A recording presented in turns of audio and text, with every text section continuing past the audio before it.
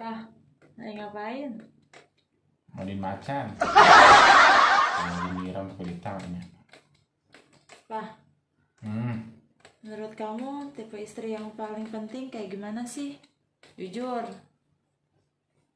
Mau aku jujur? Yalah.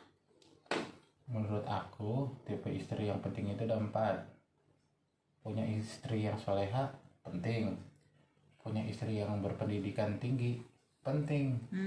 Punya istri yang pintar masak dan ngurus keluarga, penting. Terus? Punya istri yang punya karirnya bagus, itu juga penting.